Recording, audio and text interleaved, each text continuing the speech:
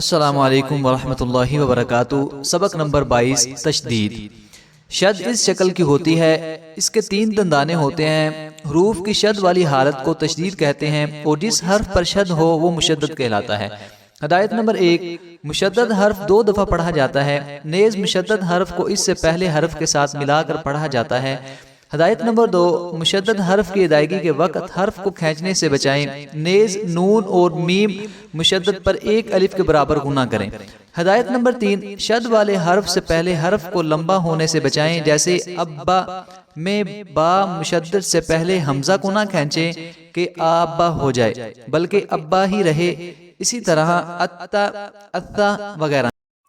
حمزہ زبر با، اب با زبر با، ابا، حمزہ زبر با، اب با زیر بی، ابی، حمزہ زبر با، اب با پیش بو، ابو، اتا، اتی، اتو، اثا، اثی، اثو، اجا، اجی، اجو، احا، احی، احو، اخا، اخی، اخو، ادا، ادی، ادو، اذا، اذی، اذو، ارا، ارضی، ارو، ازا، ازی، ازو، اسا، اسی، اسو، اشا، اشی، اشو۔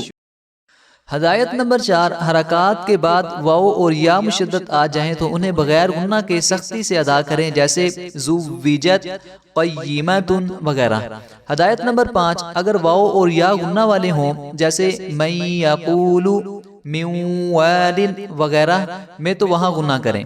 ہدایت نمبر 6، حرف مدہ کے بعد اگر مشدد حرف آئے تو مد کرنا لازم ہے، جیسے کافتن، حاجہ وغیرہ۔ ہدایت نمبر 7، مشدد حرف پر وقف احتیاط سے کریں اور قلقلہ نہ ہونے دیں، تاہم اگر وقف والا حرف قلقلہ والا ہو تو وہاں قلقلہ ضرور کریں، جیسے بغیر الحق وغیرہ۔ ہدایت نمبر 8، نون یا را مشدد پر بھی وقف احتیاط سے کریں، کیونکہ اکثر طلبہ ان حروف میں غلطی کرتے ہیں۔ ہجے کا طریقہ، حاجہ کے ہجے اس طرح ہوں گے: حا زبر الف مد جیم حاج، جیم زبر جا، حاجہ، ہا الٹا پیش ہو، حاجہ۔ اسے بوقت وقف حاجہ پڑھیں۔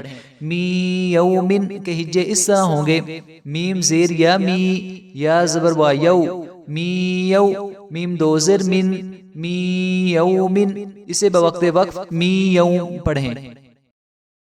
قاف زبر دال، قد، دا زبر دا، قد، را زبر را، قد را، عین زبر میم عم، میم زبر ما، عم، قاف زبر یا، قی، یا زر یی، قی، میم زبر ما، قیمہ، تا 2 پیش تن، قیمتن، وقف کی صورت میں قیمہ۔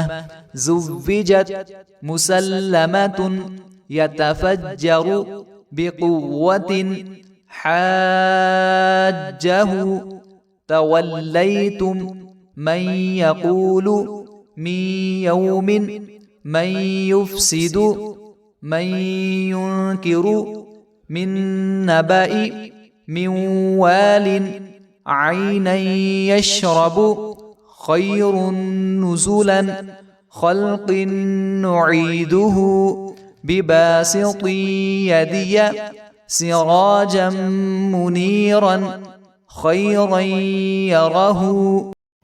یہ تھا ہمارا آج کا سبق، تو ملتے ہیں انشاءاللہ اگلے سبق میں۔ السلام علیکم ورحمۃ اللہ وبرکاتہ۔